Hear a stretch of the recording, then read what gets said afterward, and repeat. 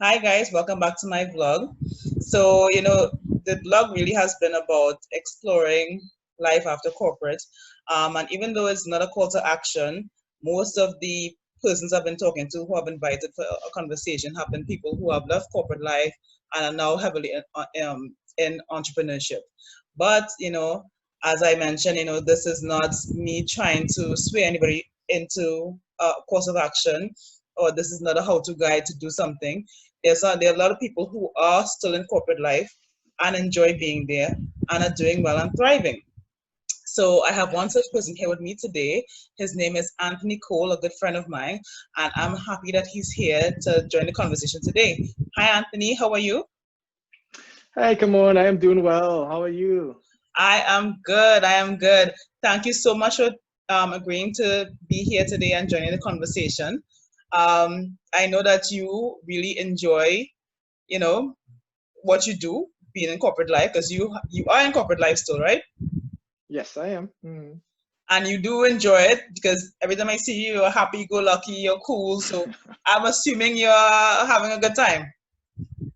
Yeah, well, for the most part, I have a good time simply because I try to ensure that I take advantage of the things that I'm passionate about at work. But there will always be pros and cons to Of working in course. corporate America. Yes, of But course, of course. Yeah, but also thank you so much for hosting and sharing these stories with folks. I've been following along, and there's been some really great content. So thanks for doing it, and I Uh, appreciate the privilege to be a part of it. thank you so much. Thank you so much. So can you just tell us a little bit about, well, before we get into that, we've known each other for quite a while, right? A good few Hmm. years. When I think back to all the people I know for Over 10 10 years, years, over a decade. yeah, over a decade. And when I think back to how many people I actually know for well over a decade, I'm like, whoa, I'm old now, because, who would have thought you would have known somebody for like 10 years, 15 years, sometimes even 20 years. But yeah, Hmm. it's been over a decade that we've known each other. I never really remember the first time that we met, but I mean, we can like, we Nesby, connected Nesby. as we conference. Yeah, I just don't remember that conversation, but we did reconnect when I moved to New York. We did hang out, and and we always kept in touch. And you come in Trinidad, and I see you when you come, and that kind of thing. So it's always good to see you and have a conversation with you. So I just wanted to just jump into it. So you are in Sure. corporate, yeah, you are in corporate life. Could you just tell us a little bit about what you do? You don't really have to mention the company exactly.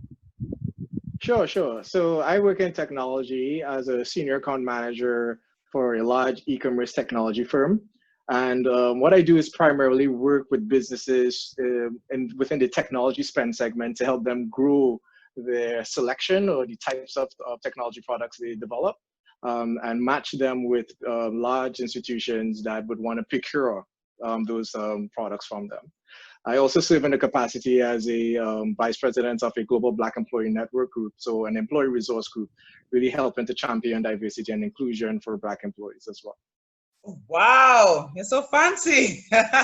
And you Yeah. mentioned procurement. I actually used to work in procurement. It was a very interesting field. There was a lot that I learned from it.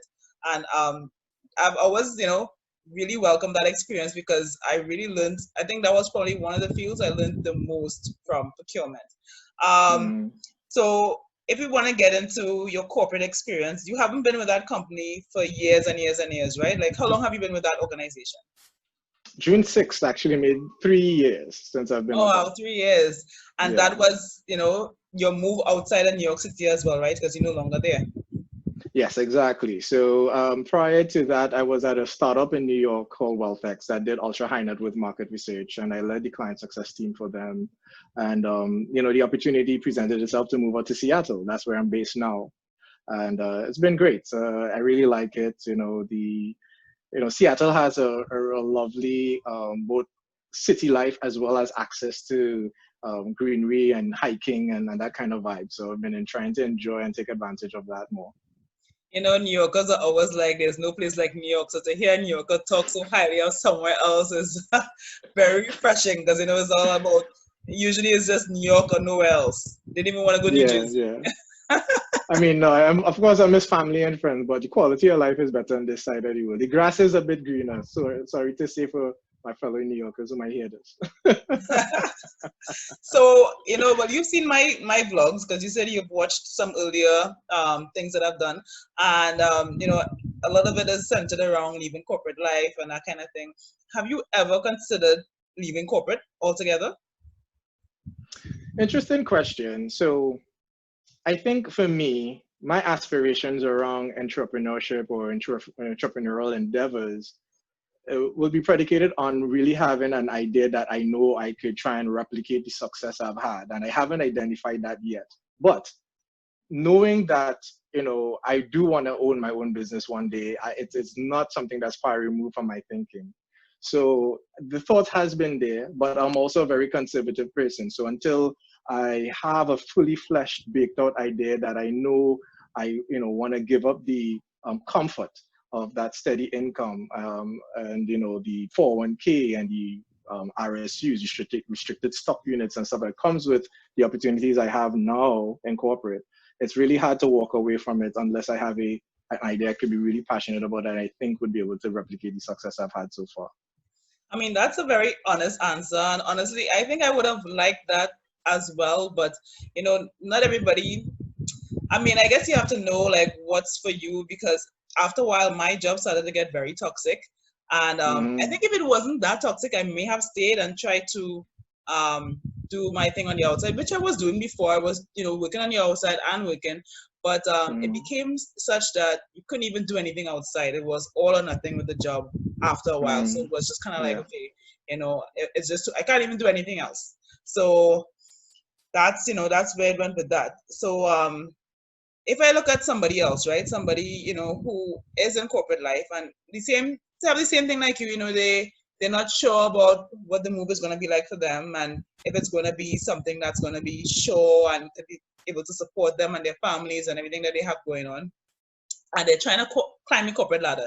They want to stay in corporate. They're trying to climb the ladder, but they don't. There is a lot of nepotism and other kind of favoritism that's involved with corporate life. It's not always merit based as they like to say it is. So, Right. what would you suggest to somebody who is trying to climb the corporate ladder, but they have all these obstacles because they're not really known, they're not really visible in the organization? Yeah, that's a good question. And I think, I mentor a lot of young professionals, kids who are trying to get into corporate America from college. And I think some of the best practices, especially if you're an established professional, you should always, quickly try and identify projects that will give you the high visibility through networking. And what I mean by that is establishing a network of mentors or potential sponsors as well. For me, that's one of the, I guess, secrets to my success. And when I was at the startup, I asked the CEO to be my mentor. It's unorthodox, but it's really one of the ways in which I get to stand out because you're And it was giving really yourself brave too. That's a brave thing to do. exactly, Yeah. Hmm. exactly. But once you do that, you put a lot of pressure on yourself too to actually rise to the occasion because now you Right. have the visibility of these leaders. So that's one trick that I would recommend is seeking networking internally with senior leadership as best as you can. And 9 times out of 10, folks would want to help you. It's very rare that especially in the way in which you do it. I remember writing a letter to my CEO and I saying to him, hey, last year when you asked me to do X, Y, and Z and lead that integration project, it really helped me to grow. And I really love the scope that I was able to get and the new skills that I was able to develop. I would love to continue that. Where you show that they were able to add value through their mentorship organically, it's kind of like, oh, wow, this person really sees value. There was a definite inherent value to me interacting with them. I'll be happy to continue that mentorship. So that's one opportunity. I would say also go above and beyond as best as you can. So I mentioned earlier that I'm also an affinity group leader. I Hmm. don't get paid for that. It's a volunteer role, but it's also very well respected at the company I work at. And with that said, I get exposure to very senior leadership, the highest leadership of the company. Especially I'm these able to days in interact the with them. climate, right? Especially now. Exactly. Yeah. Exactly. And what happens is organically that will tie back into your performance assessment and opportunities for projects. For example, just most recently, my VP reached out to me for feedback on a project. And with my Black Employer Network group, we were doing something very similar, driving a very similar initiative, and there was synergy. So when I raised that to him, he championed it, he rallied behind it. He actually assigned a director to help project lead and bring several different departments together to present to a senior VP. And the project was funded. And this came out of me going above and beyond just by my leadership role in an affinity group. Whereas to the point, I'm being recruited for a new role because of the feedback that they received from me surfacing that opportunity. So getting visibility, you have to be creative in the ways in which you do it. Because especially if you work for a top tier firm, everybody is super talented. Everybody is good, at least for the most part they are, based on the screening and the type of interviews they do to ensure people are competent. So when you get in there to stand out, you have to network. You can't stop because you got in. You have to continue that and really look for innovative ways to stand up. Oh, that's really really good feedback. One thing I would say though is that you know it works in your favor a little bit when a company is very progressive because there are organizations that are very dogmatic with how they do things. They don't Yes. like to change. They're not agile. They take forever to adopt new strategies. So somebody trying to incorporate some of the things you suggested, but could get very frustrated being in an Yeah. organization where it's always like it's just stuck under paperwork and never goes Yeah. anywhere. My Yeah. last company I've was been like that too. fortunate. I've been Hmm. fortunate in that regard. I've been Yeah. fortunate to have managers, whoever I directly reported to. I don't know if it's my personality, if it's God blessing me, Hmm. but I've always had managers that really supported my development and Right. also saw value in my creative contributions.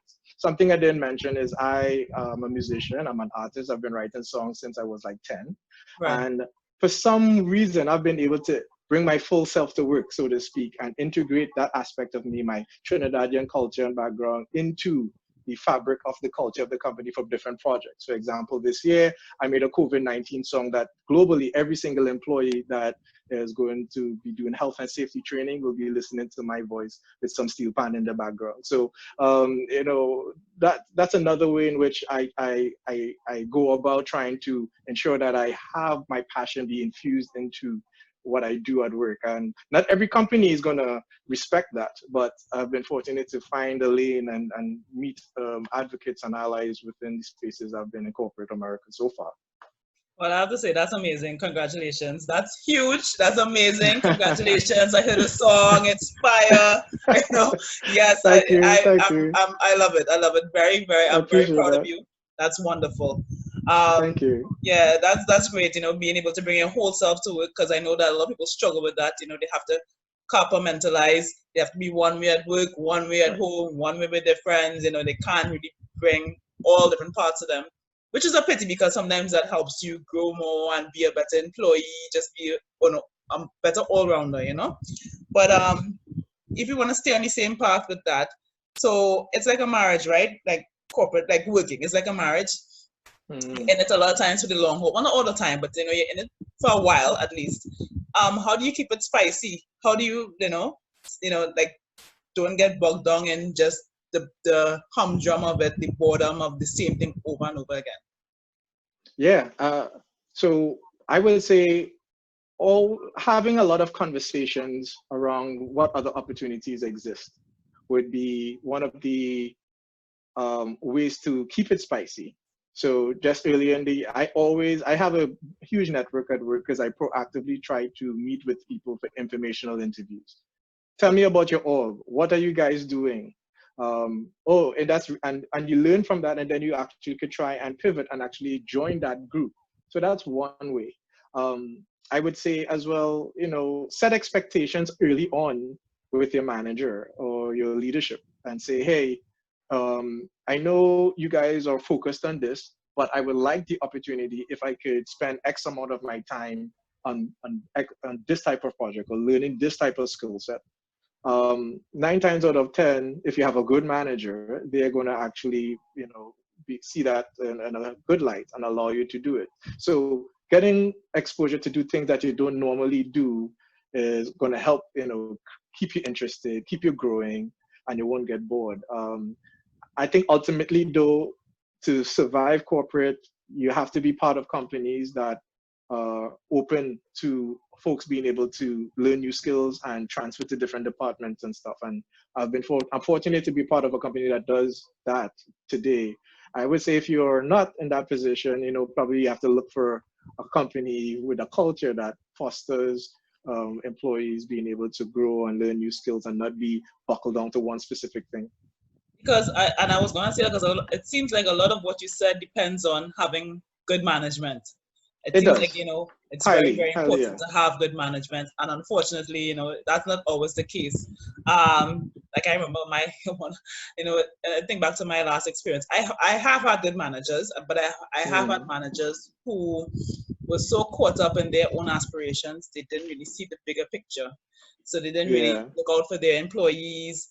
And at the end of the day, your aspirations are a lot of times dependent upon your current team. So if your current team is not Mm. thriving, your aspirations are not, it's not going to go anywhere, right? But I guess, it takes maturity and after a while to realize things like that. But So, yeah, communicate though, just like in a marriage, to keep it healthy or any relationship that we have, like us being able to be good friends, we have to communicate right.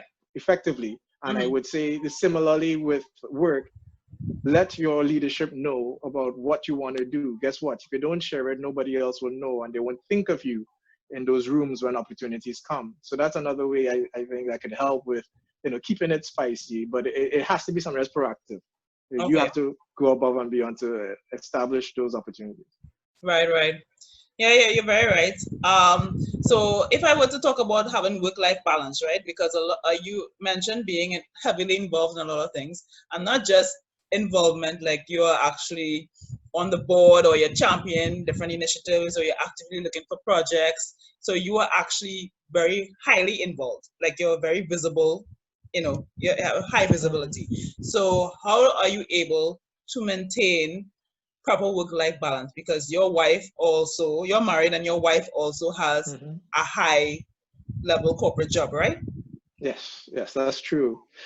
So that's a delicate game between priorities, Yeah. right? Mhm. So, I have my artistic side, I have my volunteerism at work, and then I have my actual job that I want to, grow in and be successful in. And for me, I am just very selfish with prioritizing what is important to me at the time. And also very proactive in setting expectations with my leadership to give me the bandwidth to focus on what is important to me and ensuring that there's alignment. And once it's a little bit of a tug of war in being able to, you know, okay, we have quarterly business reviews coming up. Guess what? I'm gonna have to prioritize a little bit more and focus on the job to actually ensure that we could have a good quarterly review for the contributions that I own. Mhm. But George Floyd just happened. The whole world is in an uproar. I needed to align with my leadership. Hey, because of my Black Employee Network involvement, I need time to focus on this and get their blessing and confirmation that that's okay. And then personally, if there is a gig coming up or this artist wants me to partner on a project with them, set an expectation with friends and family as well that hey, I'm gonna be recording this weekend and I'll be downstairs, working on writing a song because I have access to this big name producer that is interested in tapping into my talent. So it just goes back to prioritizing what's important to you, but communicating to ensure that you get the bandwidth that you need to So successfully deliver. communication really is key in different Yeah, aspects of your life. Yeah. when it comes to being able to manage work-life balance in your job, you have to set expectations. If you know you're gonna miss a deadline, you wanna say, hey, and one little trick that I typically like to use is over set certain expectations and then over deliver on it. So like, say 2 weeks, but you know that you need a 1 week, and then you give yourself the little buffer time and you deliver and make yourself look good. So that's another little trick. Yeah. And you also mentioned that have your connections in the music industry. I just want to mention that I saw you in a video the other day, and I was like, "Wait, is that Anthony?" I was like, "Is that you in this video? What are you doing?" Yeah, With yeah, a yeah. local Big producer, up to musical Irfan House. artist. Big up to Irfan House. Yes, That yes, was hold yes. on from I Irfan saw House. you Yeah. just poking in there. I'm like, you're everywhere. Yeah, thank you. Yeah, I try. I enjoy it. I enjoy my culture, enjoy my music, and any opportunity I do get, I prioritize the opportunities when they do present themselves, and then I take advantage of it. That's good. And you mentioned quite a bit that you like to jump in the studio. I remember one time in New York, some years and years ago, probably well over a decade, came to the studio with you. It's not as glamorous as it sounds. Nope, it It can be isn't. quite boring. It It's like isn't. I think I fell asleep because there's so much repetition. You have to go like the same line over and over. Hmm. I'm like, oh my gosh, yeah. But Yep. it's a lot of hard work. So, what new stuff are you working on right now in terms of music?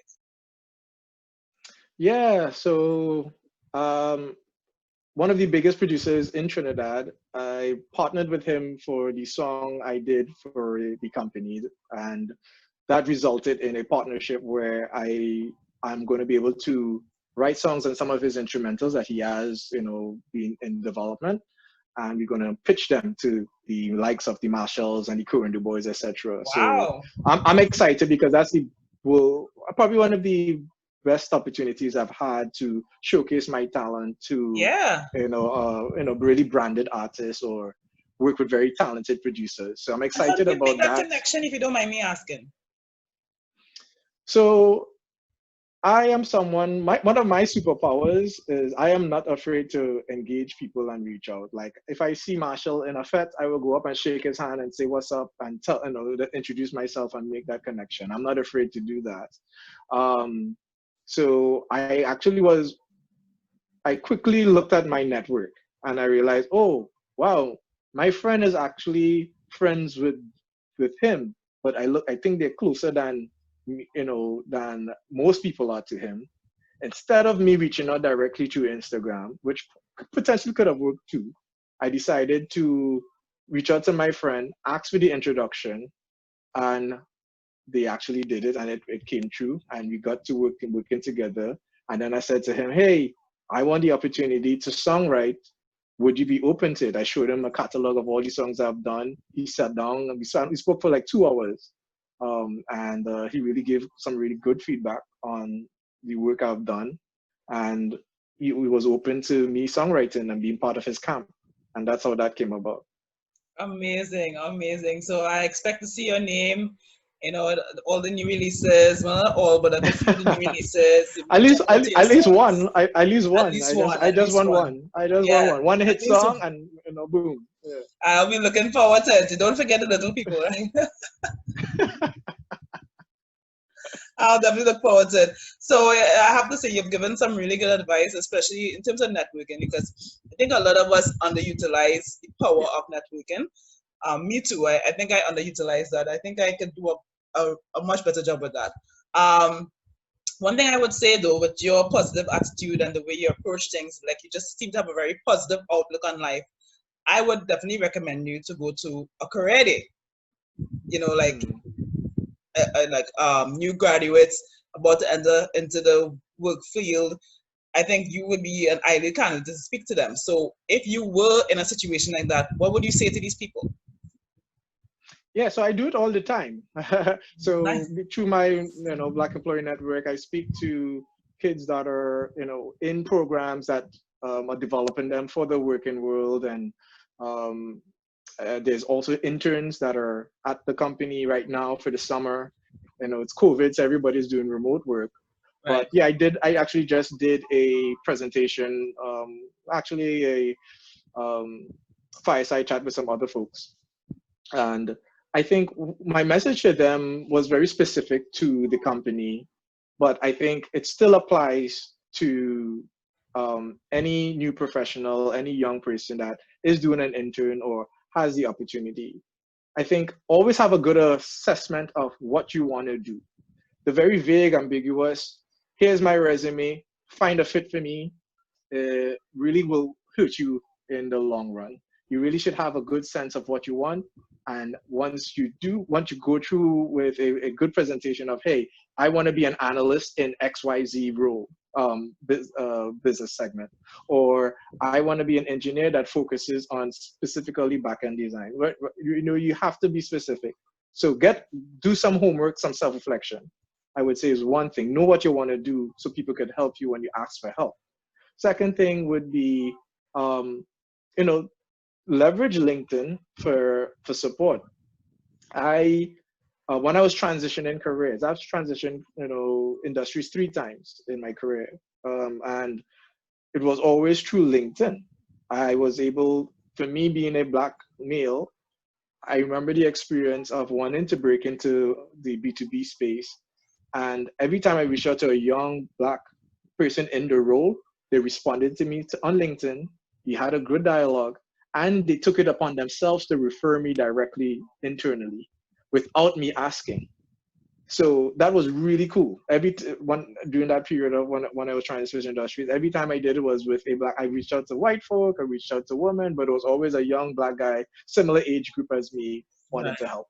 So use the power of networking through LinkedIn, to do informational, because naturally people like to help people, especially if they see that you have some type of affinity. I don't know, being a young black professional as well, they may want to help you. Um, I would say as well, learn to interview well. Even us as professionals, as much as we're tenured in our careers, whenever you're preparing for an interview, you still have to remember the basics and how to really succeed on that interview. So learn to quantify your success in your resume, and then be able to speak to those metrics during the interview as well. As a young person, I would say do your best to be able to quickly assess how you performed and how that translates to metrics. Or if you don't really have too much experience, think about what skills you have, and when you give your responses in that interview, articulate how you would add value, so you're painting the picture immediately to that hiring manager that, wow, I could see this person working here. Learn how to do that well. Yeah. Many people, I think, don't know. So a question something simple as, tell me about yourself. Sometimes people start doing a chronological order of their resume. No, no, no. Wrong approach. That opportunity is for you to quickly summarize a very succinct, crisp answer as to what you did recently and how that translates to added value to the team you're about to join. So, little things like that I think are really helpful. But Wow. um, I think after this, somebody gonna reach out to you and say, "Could you please coach me how to how to win an interview?" I think you're gonna get a lot of questions about that. Could that guy help me with the interviews, please? That's some really good advice. Really, really good advice. Um, I know we're kind of running short on time, so I just kind of want sure. to wrap it up because I think you gave so many pearls of wisdom in a short space of time. There's a lot of stuff that people could take with them. So, from what I understand from you, it really is networking is huge, communication is huge. You know, Mhm. identifying your expectations, but I think a lot of people don't do, or maybe they think they can't do it. Letting your boss know your expectations as well, because it really is a two-sided interview, right? You think it's one-sided, but really it's two-sided because you have to decide that you want to be with that organization Yeah. as well. And I think Don't be afraid. yeah, I think a lot of us don't realize that. So I think that was a very, very key point that you made.